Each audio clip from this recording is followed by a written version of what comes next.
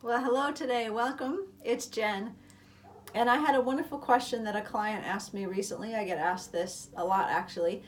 And her question essentially was, what do I read if I want to learn more about goal setting? And this question came from a woman who already has a fairly good understanding of setting goals. She has them written down and she visualizes her goals, and she thinks about the end point of what she wants to achieve, which are some major steps with your goals. And before I answer that question, I want to mention that when you think about goal setting and achieving specific things, finding personal health and healing from physical disease is exactly the same process that you use to achieve other goals that may involve earning more money or finding a different job or finding a new home or finding the perfect partner in life. The process for achieving these things is exactly the same.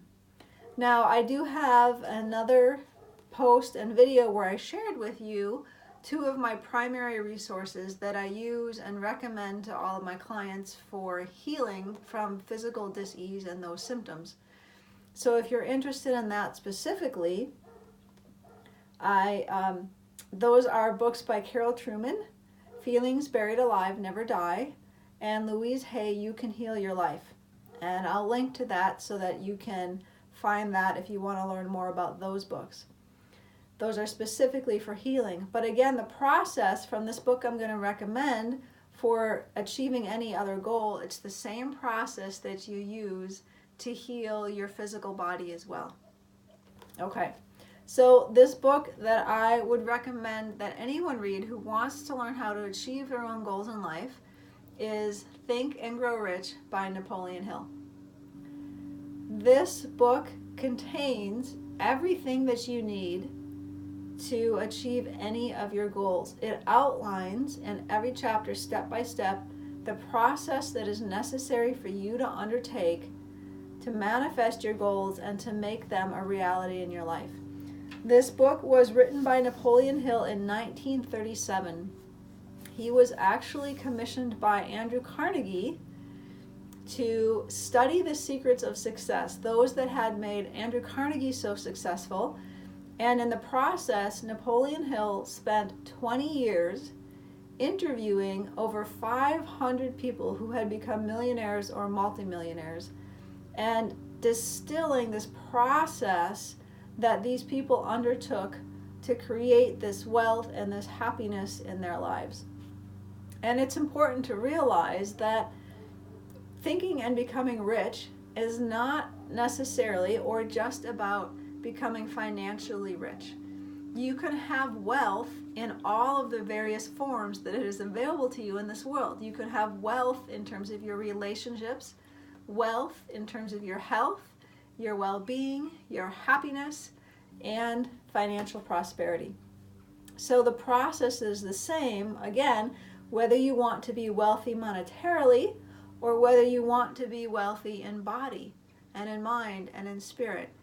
And honestly, what I would also say, if you haven't considered it yet, is that it's the same thing. If you are unhealthy in one area of your life, but you seem to have wealth and success in other areas, then there are pieces of the puzzle that you're missing and you're not applying the processes that are outlined in this book correctly to those areas of your life.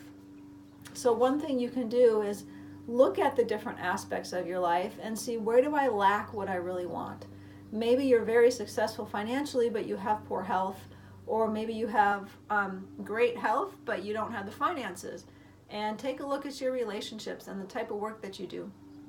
In the areas that you're successful in, you are probably already applying some of these principles, whether you're aware of it or not. So then take a look at the areas where you want more growth and more success and apply these principles. And I want to read just a little brief part here in the beginning. There has never been another book like it, nor ever can be. He's referring to this book.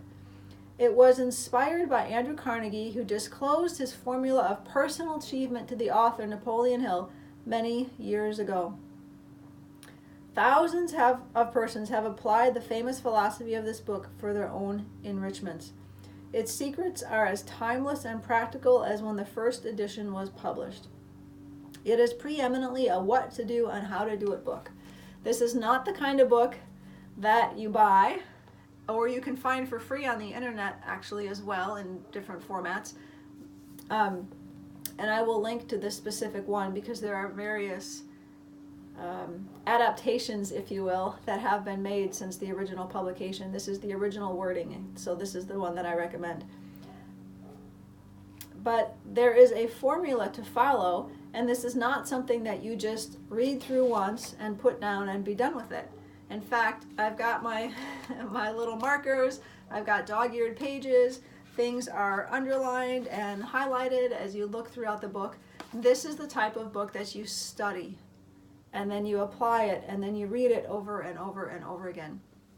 And the lineage from Napoleon Hill is really quite amazing when you look at the people who are and have become very successful that have followed his teachings.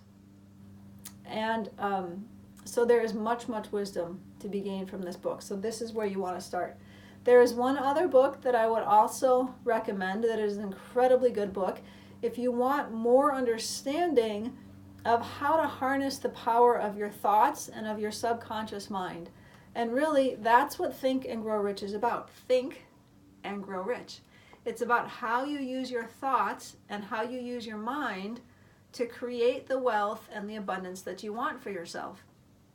And so it's very helpful to have eventually to delve into a deeper understanding of how it works and to read more examples of how that works. So the other book that I recommend is this one, The Power of Your Subconscious Mind by Joseph Murphy. This is an incredible book that gives you a lot more details. It's very easy to read. Each chapter has a list of pointers or specific kind of summary points that you can understand, and he gives you multiple examples of people who have used this process of the way that they think about things and the way they perceive things to create the experiences that they want for themselves in life. And as you look at the different posts and videos on my website as well, you will find much of this information provided here for you to study and to learn and to follow. The process is very simple, but as has been said by many people, if it's simple to do, it's also simple not to do. Your ability or your likelihood of success in any endeavor will depend on your commitment to that endeavor and applying those small habits day by day by day. One of the main things that is necessary to do every single day that Napoleon Hill talks about, that Joseph Murphy talks about, that anyone who teaches about creating the life that you want for yourself will talk about is that you have to know what you want, and you need to spend time every day visualizing what you want, reading a description of what you want, and thinking about what you want. And the best time to do that is early in the morning as you're waking up, shortly after you have woken up, and at night as you're getting ready to fall asleep. So again, if you want to work on your goals, any goal, it doesn't matter if that's health or finances or relationships or whatever it is, start with this. Think and Grow Rich by Napoleon Hill. And then add to your reading, your studying, The Power of Your Subconscious Mind by Joseph Murphy. These books are incredibly helpful, and they give you lots of information that will show you the path that you can follow to have wealth and abundance, not just financially, but in all areas of your life and wherever you want it. Hope that's been helpful for you. Happy reading.